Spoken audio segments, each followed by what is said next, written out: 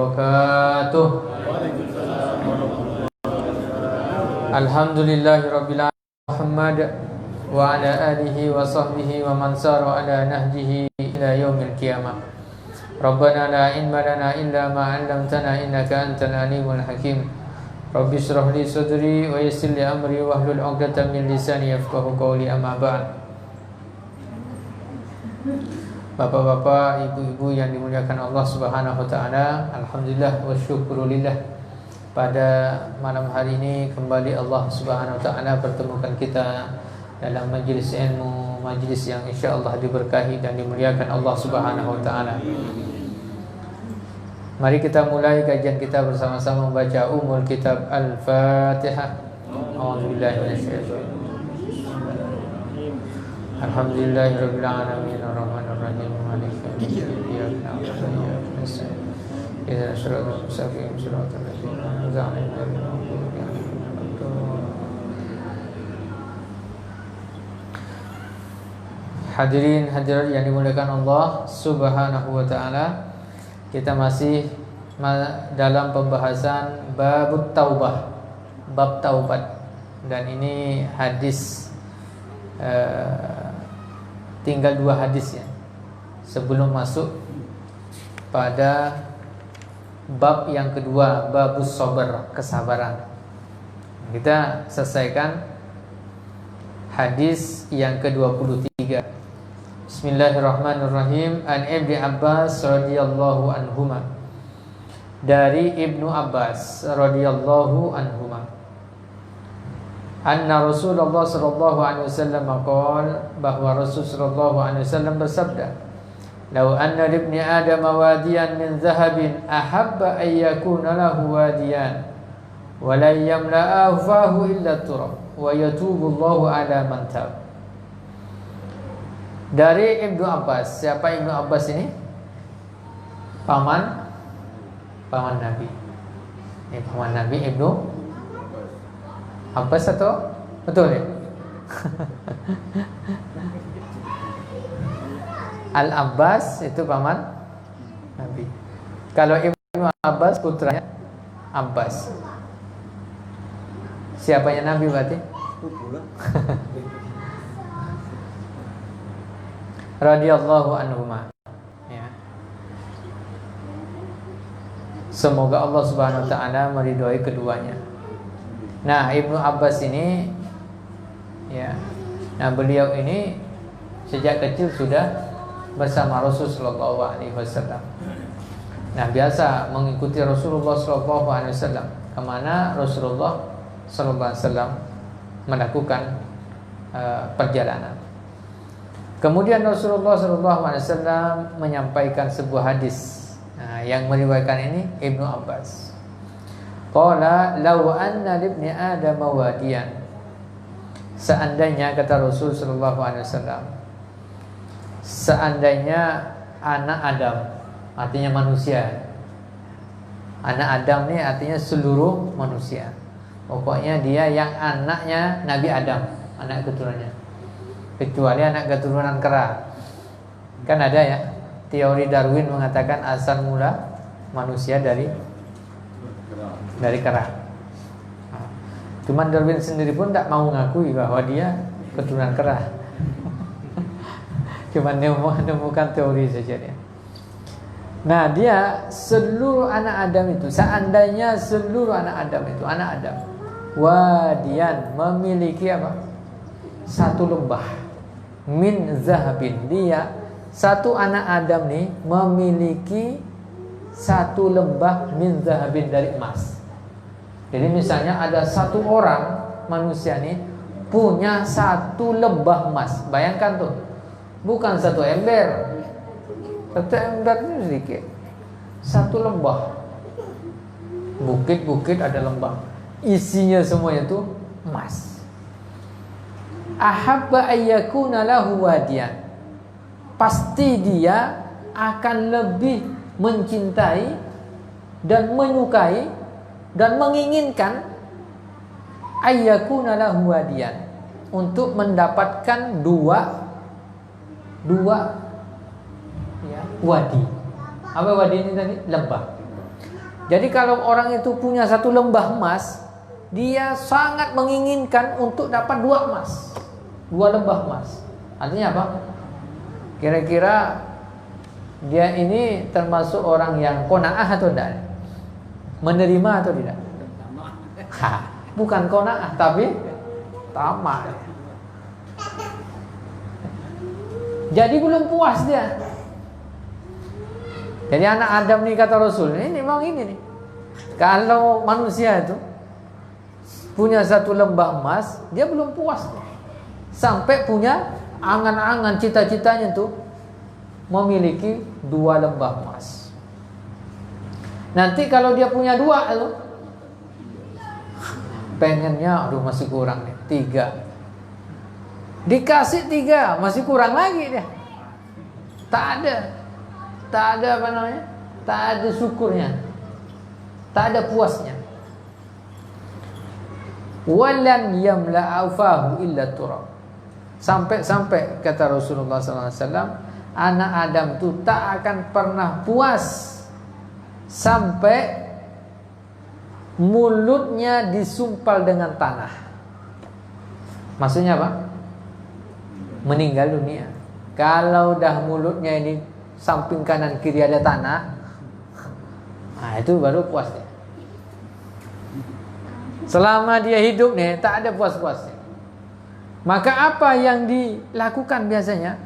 Banyak melakukan kejahatan, kemaksiatan, kemungkaran untuk mendapatkan apa? Yang diinginkannya itu, sekalipun melanggar dari syariat Allah. Nah ini penting untuk kita ketahui bersama. Ternyata cinta dunia ini bahaya. Hubbud dunya itu berbahaya. Hubbud dunya itu apa? Cinta dunia. Apa maksudnya? Apakah orang bekerja itu hubbud dunya? Tidak. Dikatakan hubbud dunya 2 kategori cinta dunia itu. 1, hati dan pikirannya yang ada tuh hanya dunia saja di hati dan pikirannya, tak ada Allah sama sekali. Yang kedua, badannya ini berkhidmat untuk dunia itu, ngikuti apa kehendak hati dan pikirannya itu untuk dunia, ya dunia. Nah ini disebut dengan hubbud dunya. Apakah orang bekerja itu hubbud dunya? Tidak. Karena Allah Subhanahu wa taala berfirman, "Wabtaghi fima atakallahu daral akhirah wa la tansa nasibaka minad dunya." Carilah kehidupan akhirat. Fokus utama kita adalah akhirat dalam dunia ini. Ketika kita bekerja, ya akhirat. Ketika kita belajar, ya akhirat tujuannya. Ketika kita mengumpulkan harta, ya tujuannya akhirat. Apapun aktivitas kita, tujuannya ya Allah Subhanahu wa taala untuk akhirat kita. Gitu. Wala tansa nasibaka minad dunya, tapi jangan lupa kehidupan dunianya. Jangan pula orang itu di masjid 24 jam. Wirid aja 24 jam. Kenapa? Oh, ini akhirat katanya. Kemudian apa? Ini terjadi pada zaman Ali bin Abi Thalib karramallahu wajhah. Ada orang datang di masjid, wirid 24 jam. Subuh di situ juga dia. Asar, zuhur di situ juga. Maghrib sampai situ. Tidak ada keluar. Ditanya, apa yang sedang kamu? Saya baru wirid, katanya. Untuk akhirat. Ya, apakah kamu tidak bekerja? Ya, saya hanya minta kepada Allah. Gitu. Ya, kata Ali bin Abi Thalib, tak mungkin emas itu turun dari atas. Harus ada usaha. Tapi usahanya ini tak boleh melalaikannya dari mengingat Allah Subhanahu wa taala. Nah, ini pelajaran yang pertama. Bahwa ketika kita beraktivitas, bekerja, mencari harta, jangan hanya diniatkan untuk dunia. Kalau cuma untuk dunia, maka yang kita dapatkan hanya dunia saja. akhirat tak dapat. Tapi kalau niat kita akhirat, maka dunia pun dapat, akhirat pun dapat. Contoh, si A dan si B. Si A ini bekerja di suatu tempat, si B pun bekerja di suatu tempat juga. Nah, maka nanti mana yang dapat pahala, mana yang tidak, tergantung dari niat. Satu bekerja, si A ditanya, kenapa bekerja? Oh ya, saya bekerja untuk mencari nafkah untuk anak istri, kan begitu ya. Nah, supaya nanti anak istri bisa layak, kemudian dia bisa ibadah dengan tenang, saya bisa membelikan pakaiannya, dan itu bisa dia bisa beribadah dengan baik, kan begitu kan? Nah, itu akhirat tuh. Tapi yang B ini beda. Kenapa kerja? Oh, saya nanti supaya saya bisa ke diskotik misalnya kan.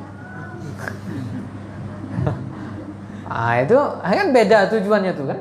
Sama-sama kerja tuh. Bisa dapat dosa dong. Orang bekerja bisa dapat dosa. Apalagi misalnya, kenapa? Oh, saya pengen bangun rumah. Kenapa bangun rumah? Ya niatnya supaya rumah saya ini menjadi rumah yang terbaik di Pontianak nih. Wah, tujuannya itu. Tapi orang ini, saya pengen bikin rumah. Tujuannya apa ya? Supaya saya bisa hidup tenang dengan anak istri. Kira-kira mana yang dapat pahala? Satu pengennya sombong niatnya, satu, itu beda. Itu nanti hubud dunia itu yang tadi itu. Yang dia apa? Pikiran dan hatinya dunia saja, tak ada Allahnya sama sekali. Itu banyak. Ini juga sama. Ketika orang membeli pakaian nih, bisa hubud dunia, bisa enggak, itu tergantung. Kenapa beli baju? Mau baju baru nih? Iya. Apa tujuan? Tujuannya supaya saya ibadah ya dengan pakaian terbaik. Itu sunnah Rasulullah SAW. Yang satu, ini keren nih, kan gitu kan? Model baru, keren. Tak ada akhiratnya sama sekali itu. Itu beda. Itu karena niatnya karena model barunya. Tak ada ibadahnya, tak ada. Ini yang pertama. Ini maka harus ada akhiratnya. Kan sama-sama sebenarnya, sama-sama beli baju gitu. Tapi yang menentukan itu tadi hatinya itu, niatnya itu.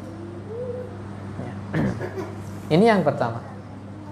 Nah, yang kedua, bahwa orang ini kecenderungannya ya, itu melakukan penyimpangan. Ya, melakukan penyimpangan. Kenapa? Karena dia sumbernya tidak qanaah, tidak syukur kepada Allah. Kalau bersyukur, dia bisa qanaah. Ya, bersyukur kepada Allah. Wa la in syakartum la azidannakum. Kalau bersyukur akan aku tambah, kata Allah. Maka kita bersyukur. Ya kan? Luar biasa kalau kita bisa bersyukur. Bersyukur kita sudah Allah berikan harta. Jadi begini, kalau memandang urusan dunia, dikatakan oleh para ulama, dunia nih pandang yang lebih bawah dari kita. Tapi dalam urusan akhirat, pandang yang lebih tinggi. Masalah dunia, alhamdulillah. Punya sepeda motor, alhamdulillah saya punya sepeda motor. Tetangga saya, orang lain itu jalan kaki, tak ada sepeda motor. Ada yang jalan kaki tak ada sepeda motor, bilang alhamdulillah saya bisa berjalan. Saya berjalan tak pakai kendaraan, tapi saya sehat, alhamdulillah. Yang lain nih ada kaki tak bisa jalan, lumpuh. Yang lumpuh pun alhamdulillah. Kenapa? Karena dia masih diberikan sehat, masih bisa duduk. Yang lain berbaring saja. Gitu. Yang punya, ya jangan sampai kebalikannya. Yang punya motor ngelihatnya yang punya mobil. Waduh, katanya. Yang punya mobil. Akhirnya hati tak akan tenang. Gitu. Yang punya mobil, punya sepeda motor saja nih. Ini masalah hubud dunia. Orang punya sepeda motor, intinya kan bisa bagaimana dia bisa berjalan kan. Sepeda motor nih nanti lain lagi. Di sini ditukarnya lagi lah. Wah, ada yang kenal pot besar. Ada ya kenapa? Nah, nanti yang ini, yang bebek mau diganti lagi, belum puas tuh. Diganti yang besar. Itu. Gitu. Jadi yang kenal pot 1 belum puas, harus kenal pot 2. Gitu. Oh, itu dia. Bahkan orang itu jadi dalam kehidupannya itu hanya yang dikejar dunia saja. Punya mobil 1 juga sama. Punya 1. Awalnya mobil biasa saja. Tapi ngelihat, ini mobil, ganti aja. Tahun depan ganti. Itu yang dipikirkan, ganti mobil. Ya kan? Nanti dari sini mobil standar lah misalnya. Ya, mobil keluarga lah ya kan. Nah, kita tidak nyebutkan merek.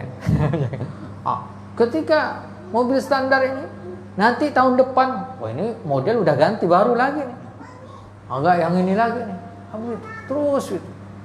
Dia akan ini. Bahkan bisa jadi satu rumah tuh, ada saya melihat itu satu rumah anggotanya 5 orang, 5 mobil itu. 5 mobil. Ya. Lebih besar garasi rumahnya daripada musolanya. Tak pernah puas. Terus gitu. Maka kemudian kalau kita ingin melihat, memandang dunia ini harus kita pandang sama seperti kita ini berkendaraan di jalan raya. Kita nih nyalip motor nih, nyalip kendaraan nih. Di depan nih masih ada lagi kendaraan. Kita kencang salip lagi. Depan masih ada lagi. Tak akan pernah putus. Coba saja ke Ayani sana. Itu. Begitu. Dunianya begitu. Tak ada putusnya. Terus gitu, mutar aja itu. Tak akan ketemu batasnya. Oh, dia sudah saya kalahkan nih. Di depannya masih ada lagi. Terus itu. Sampai dia meninggal dunia. Itu tadi. Nah itu. Kenapa? Karena dia tidak qanaah. Tidak bersyukur kepada Allah. Kalau dia bisa bersyukur, alhamdulillah, saya sudah punya kendaraan. Alhamdulillah sudah. Sebenarnya yang untuk kebutuhan manusia itu enggak berat, enggak besar. Sebenarnya kebutuhan manusia nih, kebutuhan biaya setiap hari itu bulanan, tak besar. Yang besar uang belanja, enggak besar. Uang pakaian, enggak besar. Uang apa tak besar. Yang besar itu satu, apa itu? Uang gengsi. Gengsi itu. Yang bikin besar itu apa? Gengsi. Itu dia. Nah, ini penting. Ya. Kalau kita punya sudah punya rumah, punya kendaraan, alhamdulillah, sudah alhamdulillah, insyaallah Allah tambah. Kita punya anak 1, alhamdulillah. Nanti ditambah lagi. Punya istri 1 juga, alhamdulillah. Nanti ditambah lagi. Nambah istri. Syukur kepada Allah. Dan kenapa? Ini tabiat manusia ternyata itu tadi, tak pernah puas. Nah, bagaimana supaya kita bisa ngerem? Nah, itu tadi. Ngeremnya adalah dengan syukur, qanaah, nerima, alhamdulillah. Alhamdulillah dulu gitu. Setelah itu baru kita berusaha. Saya pengen ini, saya ini. Berusaha setelah itu. Maka itu insya Allah kita bisa tertata kehidupan kita. Jadi hati dan pikiran kita tidak dunia saja. Nah, kalau udah begitu nanti berat. Ya. Waktu kita dari waktu yang Allah berikan kepada kita sehari semalam, kita tinggal hitung saja muhasabah. Untuk sholatnya berapa jam, sehari semalam tuh. Anggap tadi yang biasa kita hitung kan, satu kali sholat 10 menit kali 5 50 menit. Satu hari 1 jam. Anggap 1 jam saja sholat. Belum lagi ngumpulnya berapa? Belum lagi tidurnya. Kalau nanti dikalkulasi umur 100 tahun misalnya, nanti dikalkulasi umurnya yang paling banyak nih dia habiskan untuk apa? Ternyata tidur tak bisa diganggu-gugat 8 jam. Ternyata umur kita 100 tahun yang Allah berikan paling banyak itu adalah tidur. Yang kedua, main. Ngumpul-ngumpul kan itu. Paling terakhir itu sholat itu. Lalu kita pengen masuk surga kan? Waduh, kata malaikat pun geleng-geleng kepala juga malaikat.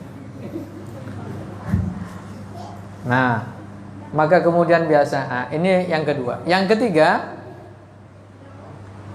kecenderungan orang yang selalu ngejar dunia, lupa kepada Allah, lupa pada akhirat. Untuk bekal akhirnya lupa, maka kecenderungannya halal haram hantam yang dilakukan. Yang penting dunia dapat. Yang penting dunia dapat. Baik yang halal haram hantam. Gitu. Kita ini kan hidup. Untuk apa kita ini kan? Kita harus berpoya-poya kan gitu. Yang haram bantai loh, nanti kita taubat. Begitu kan? Masalahnya kapan dia mau taubat itu? Itu masalahnya. Nah, kemarin udah kita bahas tuh. Harus bersegera kita bertaubat kepada Allah. Wa yatubullahu ala man tab. Dan Allah Subhanahu wa taala akan memberikan pengampunan kepada orang yang bertaubat kepada Allah Subhanahu wa taala. Nah, ini hadis yang ke-23 tentang taubat.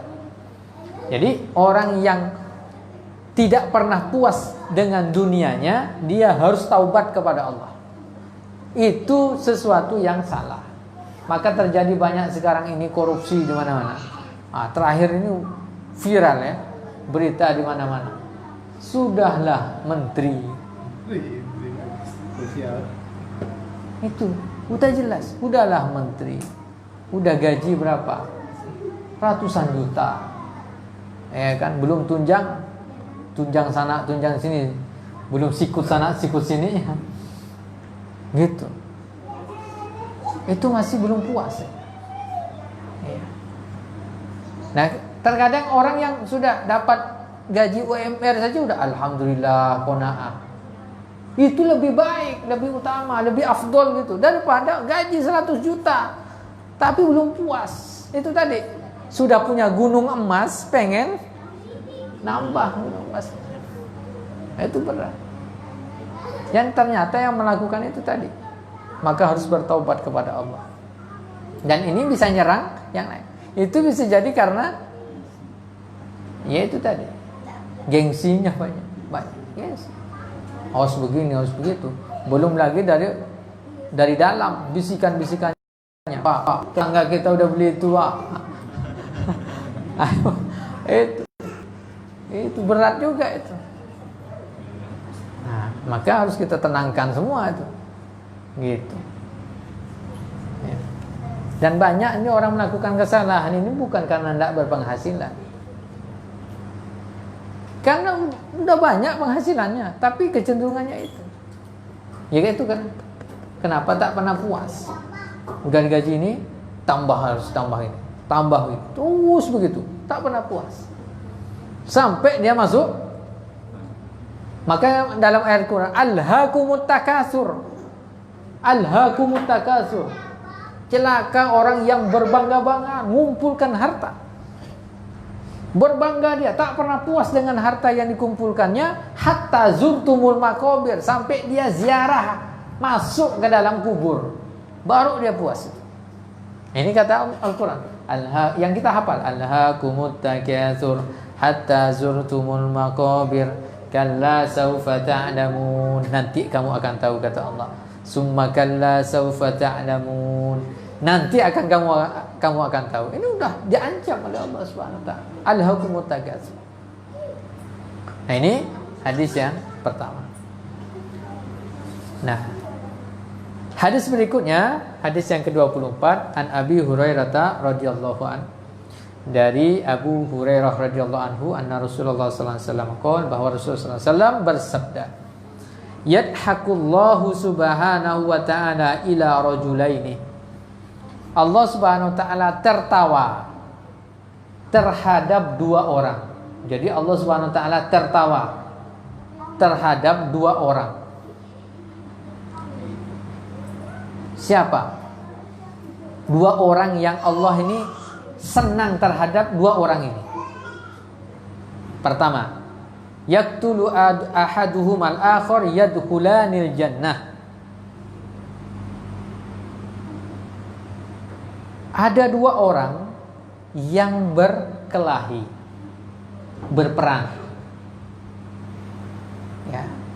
Kemudian apa? Dua-duanya masuk surga. Masya Allah. Dua orang muslim, ya, berperang. Kemudian apa? Salah satu apa? Dua-duanya masuk surga. Kenapa demikian? Kisahnya begini. Yuqatilu hadza fi sabilillah fayuqtal. Seseorang ini, dua orang berperang nih. Ini tidak dijelaskan apakah sesama muslim atau dengan kafir. Tapi yang jelas dua orang berperang. Yuqatil hadza fi sabilillah fayuqtal. Yang satu ini berperang di jalan Allah, bisa jadi berjihad di jalan Allah, berperang di jalan Allah, lalu kemudian dia terbunuh, maka dia syahid, masuk surga kan. Summa yatubullah 'alal qatil. Ternyata orang yang membunuh tadi, yang terbunuh udah syahid ya kan? Yang membunuh tadi dia kemudian bertaubat, fayuslim, lalu masuk Islam, fayastashhad, lalu kemudian dia mati dalam keadaan syahid lagi, maka dia masuk surga juga. Masya Allah. Maka ini keutamaan orang yang bertaubat kepada Allah Subhanahu wa ta'ala. Baik. Maka apa keutamaan dari hadis Rasulullah SAW? Orang yang melakukan kesalahan, kemaksiatan, kemungkaran itu masih terbuka lebar pintu taubat di sisi Allah Subhanahu wa ta'ala. Allah Subhanahu wa ta'ala dalam surah Al-Furqan ayat 6, 8 sampai 70 berfirman, walladzina la yad'una ma'allahi ilahan akhar. Adapun orang tak menyembah kecuali kepada Allah. Wala yaqtuluna an-nafsal lati harramallahu illa bil haq. Dan dia yang kedua, dia tidak membunuh kecuali dengan cara yang benar.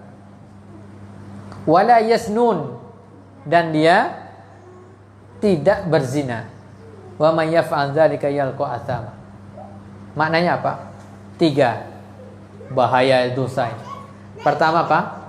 Syirik, menyekutukan Allah atau membuat tandingan di sisi Allah Subhanahu wa taala. Yang kedua apa? Membunuh jiwa. Membunuh satu orang saja itu dilaknat oleh Allah, Rasul dan orang-orang yang beriman, oleh seluruh manusia. Dan dosanya sama seperti membunuh semua manusia yang ada di muka bumi ini. Itu ketika membunuh satu nyawa. Besar dosanya di sisi Allah. Ya. Wala yasnun, dan dia tidak berzina. Ada 3 nih dosa besar. Selain dari dosa besar-besar yang lain, ada sekitar 70 dosa besar. Di antaranya 3 ini. Maka jangan sampai apa? Syirik. Yang kedua apa? Membunuh. Yang ketiga berzina. Siapa yang melakukan hal itu maka dia berdosa besar. Yudha'af lahul azab yaumal qiyamah. Dosanya akan dilipat gandakan oleh Allah dari kiamat. Wa yakhlud fihi muhana, dan mereka kekal di dalam neraka dengan keadaan hina. Illa man taba, kecuali orang yang bertaubat. Satu, kecuali dia bertaubat kepada Allah. Wa amana. Kedua, dia beriman kepada Allah dengan sebenar-benarnya. Wa amila amalan solihah, dan beramal soleh. Di syaratnya itu bertaubat. Orang yang bertaubat menyesali, kembali kepada Allah, menyesali, tak mau melakukan maksiat itu lagi. Kemudian yang kedua, beriman. Yang ketiga, beramal soleh. Faulaika yubaddilullahu sayyi'atihim hasanat. Maka keburukan mereka itu akan diganti oleh Allah, akan dihapus oleh Allah, diganti dengan kebaikan. Masya Allah. Wa kanallahu ghafurur rahimah. Allah Maha Pengampun dan Maha Pengasih. Jadi orang yang benar-benar bertaubat kepada Allah, dosa apapun itu, yang bertaubat kepada Allah, baik itu secara fisik, anggota tubuh kita, atau hati kita, atau pikiran kita, nah maka kita murnikan hanya untuk Allah Subhanahu wa ta'ala. Wallahu a'lam bishawab. Ya, silakan, masih ada sedikit waktu untuk kita buka tanya jawab, diskusi. Jika ada yang mau ditanyakan, dipersilakan.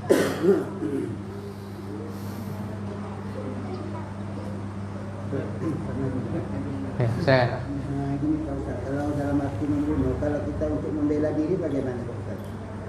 Sekarang kita rumah kita dimasukkan pencuri atau maling, kan? Niat kita kan tidak ada membunuh, tapi ketika itu mereka, si pencuri ini kan niat kalau dia sudah ketahuan dia tetap membunuh kita kan.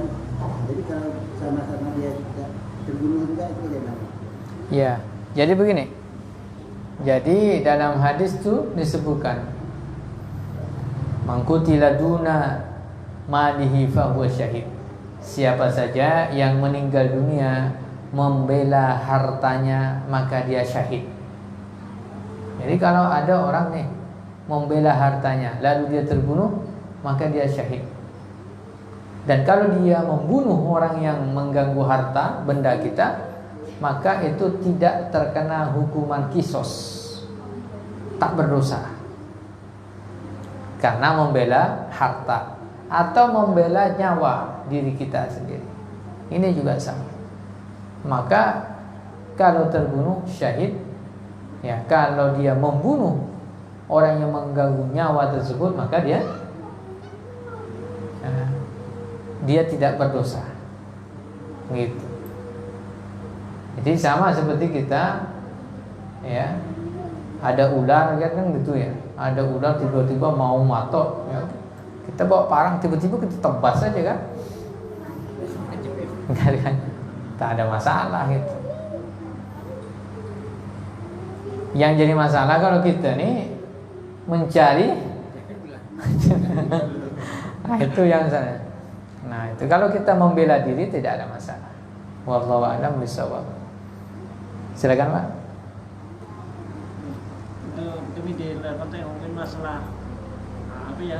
Tapi kan sekarang banyak juga di setting baca Al-Quran, nanti jadi ada kita jalan terus kita masuk ke WC, kan boleh ada apa ke bawa ke WC, karena situ ada bacaan Al-Quran. Oh iya. Bolehkah membawa HP yang sudah diinstal aplikasi Al-Quran ke dalam WC? Nah, kira-kira boleh atau enggak? Tadi ke jalan ke WC lah, tiba-tiba kamu bilang kan? Iya. Kira-kira boleh atau enggak? Kalau jadi HP itu apakah Al-Quran? Bukan kan? Itu pertama, Android. Tetapi di dalamnya ada aplikasi. Selama tak dibuka tak masalah, karena itu bukan mushaf. Tapi kan ada di dalam. Ya sama dengan kita. Kita kan hafal Al-Ikhlas, Qul huwallahu ahad. Gimana kalau pas masuk WC kepalanya?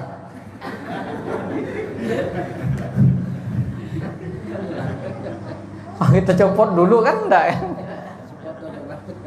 Gitu. Asalkan jangan dikeluarkan, jangan dibunyikan. Nah, ketika kita bunyikan kul huwallahu ahad di dalam WC, itu yang bermasalah. Ada dering biasanya. Ketika ini maka kalau punya HP jangan nada deringnya pakai suara azan. Itu masalahnya. Pasti WC Allahu Akbar Allah. Bahaya itu. Kan kabur setan Ustaz. Bukan kabur, itu malah ketawa setan itu. Nah, itu jadi begitu ya.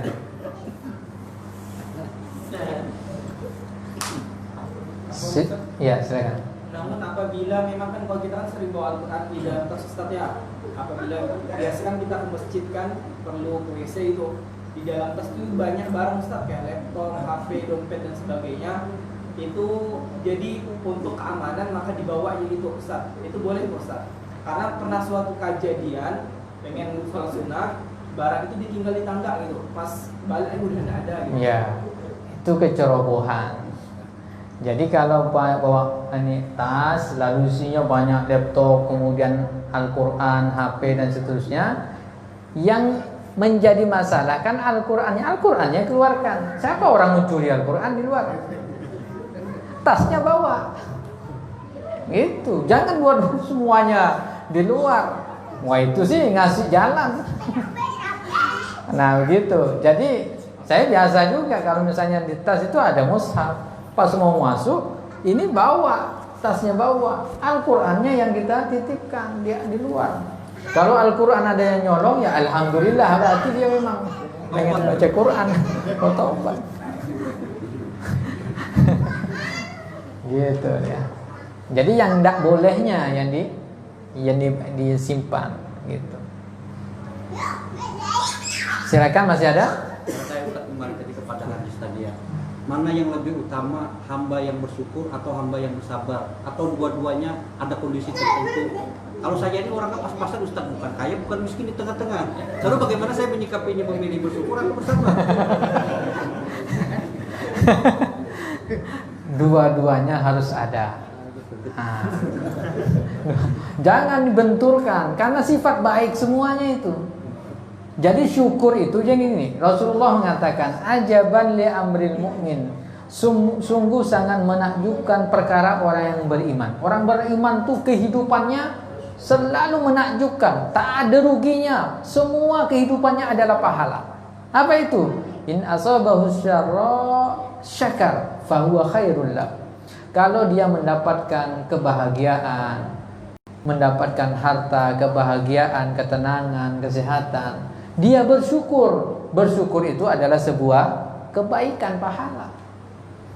Wa in asabahu sarra sabara fakana khairan lahu. Ketika dia mendapatkan ketidaknyamanan, kesengsaraan, dapat musibah, sabara, maka dia bersabar, dan sabar itu adalah sebuah kebaikan. Jadi semuanya baik. Kapan kita bersyukur? Ini penting nih. Kapan kita bersyukur? Setiap saat mulai kita selalu bersyukur. Maka kita kata bersama Al-Quranul Karim 30 juz dimulakan dengan Alhamdulillahi Rabbil Alamin.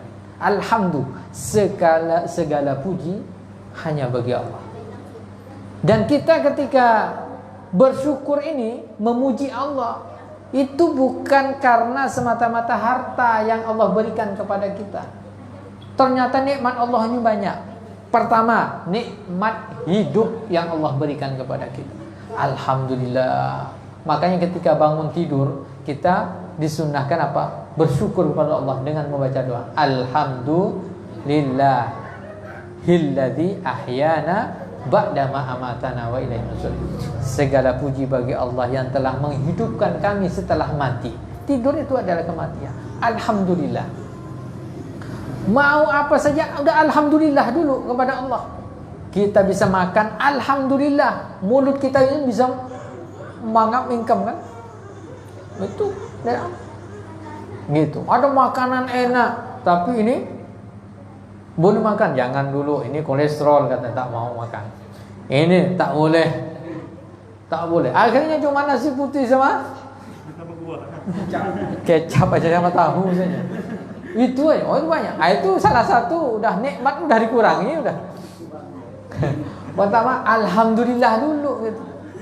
Gitu. Banyak nih nikmat Allah. Tidak hanya harta nikmat Allah itu. Yang harus kita syukuri. Ya anggota tubuh kita. Jadi kalau kita bersyukur, ini insya Allah akan diberikan kesehatan oleh Allah. Begitu terus seterusnya. Nah, kesabaran itu ketika kita merasa tidak nyaman, merasa ada musibah, cobaan, itu saja. Kita kemudian apa? Bersabar. Bersabarnya innallaha ma'as-sabirin, tetap dikembalikan kepada Allah. Nah, maka insya Allah aman gitu. Jadi tak bisa dibenturkan antara saya milih syukur tak sabar belakangan ya. Itu tak bisa begitu. Wallahu a'lam bishawab. Masih ada? Silakan. Nah, silakan. Di luar materi Ustaz. Boleh. Tentang najis Ustaz. Najis. Andai kan kita pakai pakaian kayak gini atau misalnya pakaian biasa nih atau lagi kerja, kita masuk ke WC atau kamar mandi kan Ustaz, habis itu kita melakukan sholat, Ustaz, itu gimana gitu? Ya. Hanya masuk ke kamar mandi. Ya. Nah, jadi masuk ke kamar mandi enggak ngapa-ngapain. Ya kalau hanya masuk enggak najis. Aktivitas kayak hadas juga Ustaz. Iya, asalkan tak terkena. Nah, penting untuk kita ketahui ini macam-macam najis dulu. Najis ini ada berapa? Ada 3 macam. Najis pertama adalah mukhaffafah, najis ringan. Hanya satu saja, kencingnya bayi laki-laki yang belum berumur 2 tahun dan belum makan kecuali ASI saja. Ini kalau kencing tuh dia ringan mensucikannya. Ketika kencing nih cukup dipercikkan air saja udah bersih. Tak perlu dialirkan air. Kenapa? Dianggap itu kalau tidak makan apa-apa kecuali ASI. Nah, anak sekarang umur 1 bulan udah dikasih pisang goreng. Nah, itu udah sama dengan orang dewasa kan. Yang kedua, najis berat. Najis berat, ringan kan? Nah, najis berat. Najis berat ini apa? Anjing dan babi.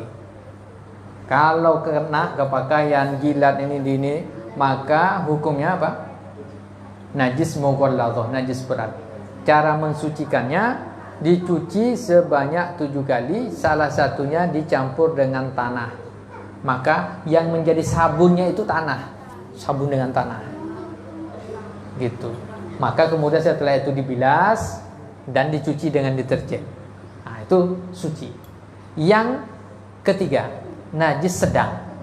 Apa najis sedang? Pertama, apa saja yang keluar dari kemaluan manusia, dari jalur depan dan belakang dan hewan. Apa saja yang keluar? Tiba-tiba keluar yang keras ya, atau yang cair gitu ya, atau angin saja. Gitu. Kalau angin kan tak jelas, tak nampak ya, maka tak najis ya. Nah, keluar kelereng misalnya, kelereng itu najis. Maka hati-hati ketika misalnya kencing berdiri. Ini banyak saya lihat beberapa WC masjid yang bagus gitu ya. Wah, akhirnya masjid bagus tapi WC-nya tak sesuai. Ada WC-nya WC berdiri. Gitu kan, berdiri kan. Oh, itu kemana-mana tuh ini. Bisa ke celana. Habis itu kita khusyuk, Allahu Akbar, tak sah sholatnya. Celananya najis. Kenapa? Tampias dari itu. Itu hati-hati juga itu. Nah, itu tadi kencing itu najis. Kemudian apa? Begitu juga nanti bangkai. Nah, maka hati-hati juga di WC dalam rumah misalnya. Itu juga hati-hati, jangan sampai tampias keluar, kemudian nanti jalan diinjak kemana-mana, itu najis semuanya. Itu jadi najis semuanya. Itu maka harus hati-hati di situ. Ada panduannya juga, rumah orang muslim Ustaz harus berpisah-pisah lah. Mungkin lah ideanya gitu Ustaz ya, harus berpisah juga ya. Rumah dengan rumah utama di Indonesia harusnya. Ya, tidak mesti ini, tapi harus ada memang pembatas antara ini daerah suci dan daerah yang najis, itu harus jelas. Nah ini kan biasanya apalagi WC duduk itu banyak di masjid. Saya pernah itu, tidak tahu kalau di Pontianak mungkin tak ada. Di waktu di Jakarta, ketika WC tak ada gayung, tak ada air, tak ada apa. Rupanya dari mana ininya? Dari bawah, itu dari bawah. Air itu muncul dari bawah. Ini gimana kita ini? Ketika ini, itu dari bawah. Akhirnya najisnya kemana-mana. Nah ini tak bisa sholat akhirnya. Ini banyak. Ini najis. Maka selama tidak terkena itu tidak najis. Gitu ya. Kalau sakit Ustaz, kadang nanti orang penyakit ambien dia berdarah itu gimana? Nah, kalau darurat itu kan misalnya uzur, maka tak ada masalah. Apalagi yang pakai selang, pakai kantong, itu tak bisa ini. Udah memang begitu, ya sudah. Yang penting diwudukkan saja atau ditayamumkan, sholat. Tapi najis ya gimana? Itu udah uzur, tak ada masalah. Gitu. Iya. Wallahu a'lam bishawab. Masih ada? Saya Ustaz terakhir. Terakhir. Enggak, kita di dalam Ustaz batas miskin itu pernah kali diterangkan Ustaz batas miskin, mana bisa Ustaz di mana Ustaz? Kategorinya. Ya kategorinya. Iya. Kan supaya. Jadi gini, ada kategorinya.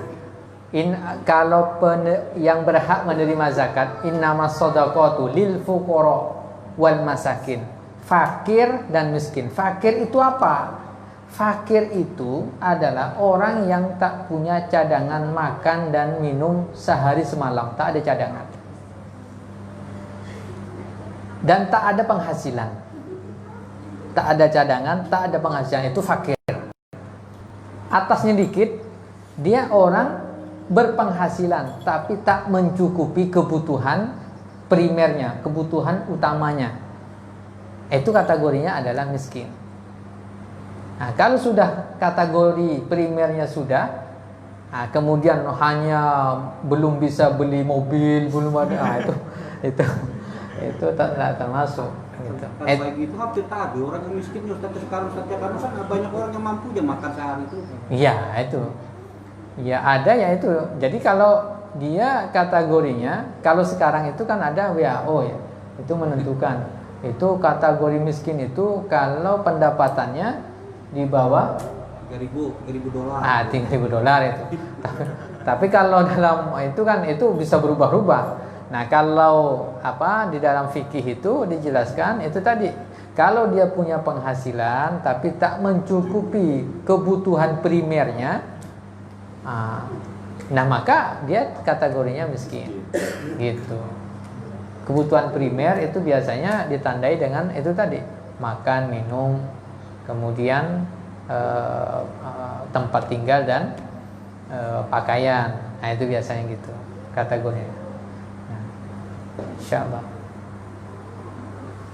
cukup kita akhiri kajian kita. Mudah-mudahan bermanfaat bagi kita semuanya. Mohon maaf atas segala kehilafan. Kita akhiri dengan baca hamdalah dan doa kafaratul majlis. Alhamdulillahirabbil alamin. Subhanakallahumma wa bihamdika asyhadu an la ilaha illa anta astaghfiruka wa atubu ilaik. Assalamualaikum warahmatullahi wabarakatuh.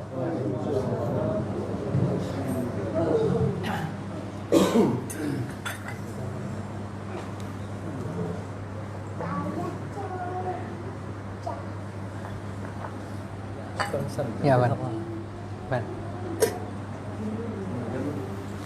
Jadi kemarin siapa yang ngisi? Ustaz Nasrullah. Ustaz Nasrullah, ya. LC ya. Ya, LC, Ustaz Nasrullah. Kebetulan sama Ustaz Harjani kan beliau di Dewan Syariah Muhyiddin. Jadi Ustaz Harjani ada anak sampaikan kan titip salam ya Pak Ustaz. Rekomendasi dari siapa? Memang dari teman. Sebenarnya itu saran kami Ustaz. Yang misi dari Ahlus Sunnah wal Jamaah itu Ustaz Harjani. Ustaz misi fikih. Jadi setelah dikonfirmasi ulang ternyata beliau agak beratan misi fikih dakwah. Saya yang salah Ustaz. Siapanya yang keberatan? Ustaz Harjaninya. Ya kan udah diisi Ustaz bilang kan akidah Ahlussunnah wal Jamaah. Saat diminta beliau mengisi fikih dakwah, beliau keberatan, tapi pas kemarin mengisi Ahlussunnah wal Jamaah, sip katanya beliau. Oh, salah. Nah, ini antum. Salah ngubungi. Itulah Ustaz, tapi memang Ustaz Arjani memang mau kami salah satu Ustaz yang memang kami usahakan Ustaz, karena memang biar ilmu dasarnya tuh teman-teman tuh kuat Ustaz megang amanah. Oh iya. Insyaallah. Sekarang Ustaz Yang masuknya? Belum.